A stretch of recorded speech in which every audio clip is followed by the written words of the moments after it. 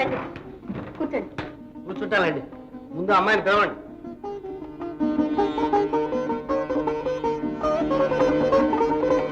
కూర్చో బాబు. ఏమనుకోకు, శిల్పితనం ఎక్కువ మా అమ్మాయికి. ఈ కాలపు ఆడపిల్లలు అంతే కదండి. కూర్చో. ఎక్కడో చూసిన మొహంలాగా ఉంది. నాన్న, మాది కృష్ణాపురం, అనంతాచార్యుల వారి అబ్బాయిది. మా అన్న మాధవాచార్యుల వారు అక్కడ కోవెల అర్చకులు. అలాగా, మా మాధవి గారు తమ్ముడివే. అవునండి. నీ పేరు గోపాలచార్యులు కదూ? కానీ నన్ను గోపి అంటారండి. అమ్మగారు అన్నగారు బాగున్నారా? బాగున్నారండి. మేము మీకు తెలుసా అండి? తెలియడేటి, తరతరాలుగా ఆ కోవిల ధర్మకర్త మేము, అర్చకులు మీరు. స్వామి ద్వారా మన ఆత్మ బంధువులం.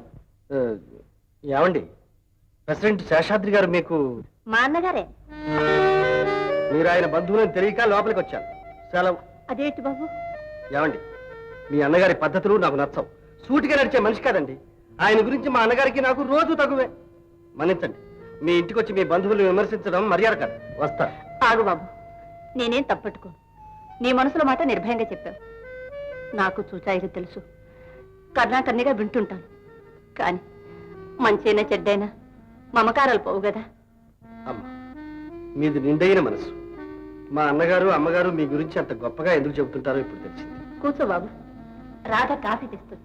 రాధంటే?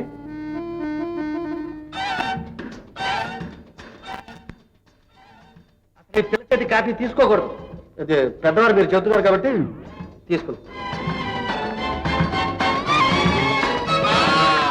ఏం బాబు, పలక మారిందా? అదేం లేదండి. మీ అమ్మాయి ముందు పళ్ళు 3 ఊడాయా, లేక నా సైకిల్ మీద నుంచి పడి విరిగాయా అని నాకు అనుమానంగా ఉంది. అదేం లేదే. రాధా, ఇటు తిరుగు. అదేంటి బాబు, శుభ్రంగా ఉంటే. అబ్బాయి తిరుగు. ఏంటండి శుభ్రంగా ఊడతాను, చూడండి. రాధా, నోరు తెరు. ఏంటి అల్లరి? జోకా ఫాహిమాం? అల్లరి పిల్ల. బిఏ చదివినా బుద్ధులు మాత్రం. చూడండి, మీ పెద్దమ్మాయికి ఈ అమ్మాయికి ఎంత తేడాను. పెద్దమ్మాయా? అవునండి. తెల్లచీర కట్టుకుని ముచ్చటగా మర్యాదగా నన్ను లోపలికి తీసుకొచ్చింది ఆమె. అలా చెప్పిందా రాధా? లేకపోతే ఈవిడే పెద్దమ్మాయా? కాదు బాబు, నాకున్నదల్లా ఒక్కతే. 100 మంది పెట్టు, రాక్షసి. అమ్మా, డబల్ జోకా ఫాహిమాం?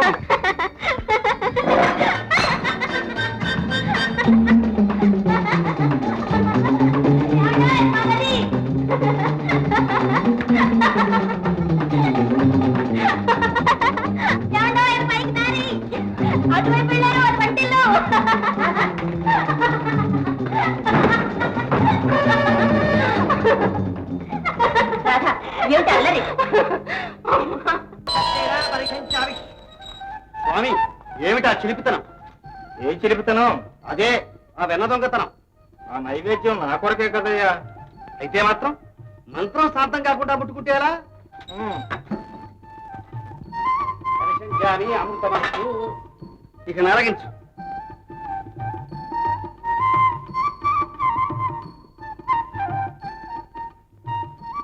మాధవయ్యా, ఎన్నడూ లేనిది ఇవాళ ఎంత కోపంగా ఉన్నావేమయ్యా? మీ తమ్ముడు ఇంకా దారికి రాలేదా? వాడే కాదు, నువ్వు ఇలాగే తాత్సారం చేస్తే కొన్నాళ్లకు నేను కూడా పెడదారి పట్టిపోతాను. ఇప్పుడు ఏం జరిగిందయ్యా? ఇంకా ఏం జరగాలయ్యా? ఈ సంవత్సరం పంటలు పండలేదట. అటేమో పండుగ దగ్గరికి వస్తుంది. నువ్వేమో వస్తువాహనాలు లేకుండా వెలాటెలా పోతున్నావు. నేను ఎన్నిసార్లు మొరబెట్టుకున్నా నువ్వు పట్టించుకోవా? మాధవయ్య, నేను లక్ష్మీదేవి భర్తనని జగమంతా తెలుసు. డబ్బున్న వాడికి ఆడంబరాలు అనవసరం అయ్యా. ఆడంబరాలు నీకోసం కాదయ్యా, నా కోసం. ఆ మాటకొస్తే నీకు అవసరమే. ధనమూల విధం జగత్తన్నారు, చూస్తున్నావుగా. వైభవంగా నడిచే కోవెలకు వచ్చినట్లు మామూలు వాటికి రారు భక్తులు. ధాన బలిమి కాని తన బలిమి కాదయా అంటారు, అంతేనా? సాహిమాం, మాట తప్పించకు. ఇస్తావో లేదో చెప్పు. ధర్మకర్తను పెట్టుకుని నన్ను అడుగుతావేమయ్యా? వారి లోపమేమీ లేదు స్వామి. డబ్బు కోసమని వారి చెల్లెలు కావేరమ్మ గారింటికి పరిగెత్తారు పాపం. పాపం, మీ శేషాద్రి గారు డబ్బు కోసం ఎన్ని కష్టాలు పడుతున్నాడయ్యా. రాని చూద్దాం.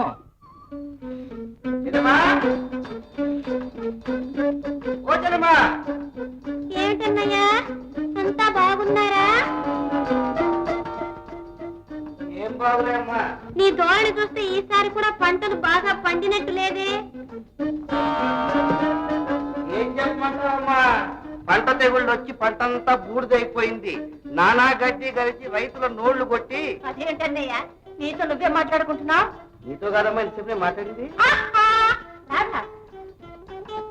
చూసావమ్మా ఇంతసేపు నువ్వు మాట్లాడినట్టు మాట్లాడి నా చేత వాగించింది.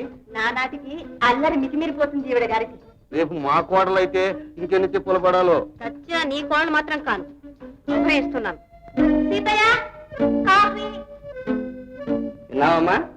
దాంతో నీకేమిటన్నయ్యా? సరే గాని ఈ సాలు పంట బాగానే పండినట్లుంది. ఏమమ్మా చెల్లెమ్మా, పొలం నా కౌలుకిచ్చి నా మీద గూఢచారులు వేసావన్నమాట. అదే మాటలన్నయ్యా, మామూలుగా విన్నపోగటే అడిగాను. పంట పండిన మాట నిజమే, కానీ ఏం లాభం? పంట తెగుళ్ళు వచ్చి సర్వనాశనం అయిపోయింది. ఈ 10,000 పోగేసేసరికి తాతలు దిగొచ్చారనుకో. మాలాంటి మంచి వారికి ఎలా ఈ పరీక్ష అని ప్రశ్న అడిగాను. ఇలా మీ చెల్లెలు కావేరమ్మ గారు వేణుగోపాల స్వామి ఆలయానికి ధర్మకర్తగా ఉంటూ ఆలయం శిథిలమైపోతున్నా చూస్తూ ఊరుకున్నారు. దేవుడు పూజారి ఉసూరుమంటున్నారు.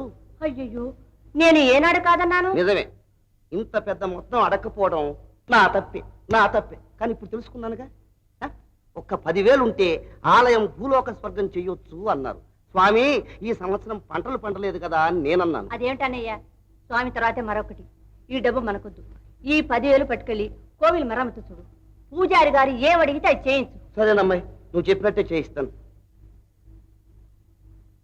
జై శ్రీకృష్ణ పరమాత్మకు జై.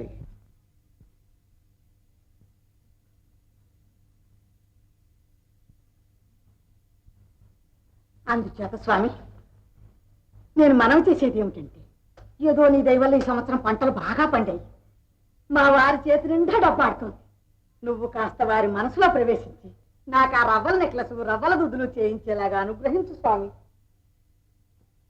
ఇక ఆరగించు. చేయిస్తాడు. ఇలా తొక్కలు నైవేద్యం పెడితే తప్పకుండా చేయిస్తాడు.